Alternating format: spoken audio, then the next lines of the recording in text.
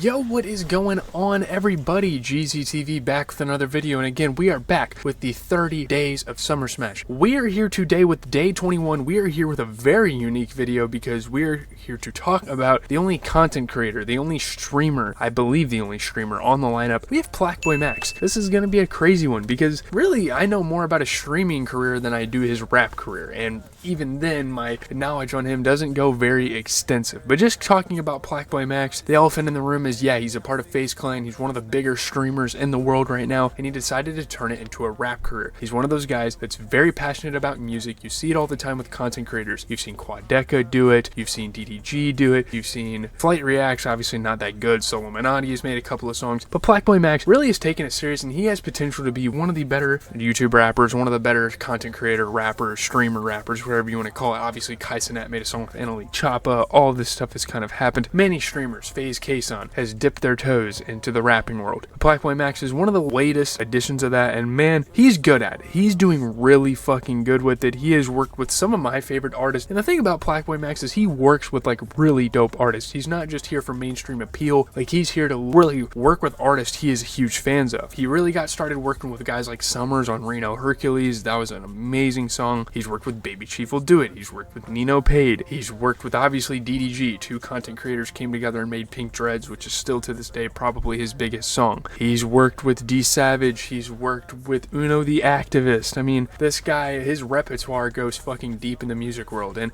he's been making a lot of waves. He even dropped a London EP that had huge London stars, the likes of Lancey Foe, Lynn, and Skepta. Huge artist on this fucking album. And you know, he's doing regional things. He's doing these in the booth things, bringing in all sorts of rappers again that he is a huge fan of. Looking at Atlanta, he dropped the Atlanta EP literally like weeks before he dropped his debut tape, his debut album that actually didn't have features on it. I was low-key kind of disappointed in that. But we got an Atlanta EP which featured some narration from DJ Drama, which is already legendary enough. And besides that, he had amazing artists on here. Quavo was on here, Flo Milli, Lazer Dim was on here, who obviously PlaqueBoyMax has worked with previously. He's one of the first rappers he's worked with. You have Hard Rock on here. You have some huge underground artists that are starting to make names. Apollo Red, who I believe just signed to Opium. Tana was on it. 1300 Saint. All those are huge artists, and artists I'm sure are going to be big in a year. But yeah, man, I mean, Five Forever, really dope songs. Opened it up in a huge way with Yachts. I've heard a lot of people talk about many songs on here, especially Savan. That's one of his biggest songs in his career so far. So man, PlaqueBoyMax has worked with a lot of fucking people. I think it's going to be really cool to see him perform, not just because he's like making pretty dope music now, but it's a streamer performing at a festival. We haven't really seen that too much. Speed did it a couple years ago. It's pretty cool to see though.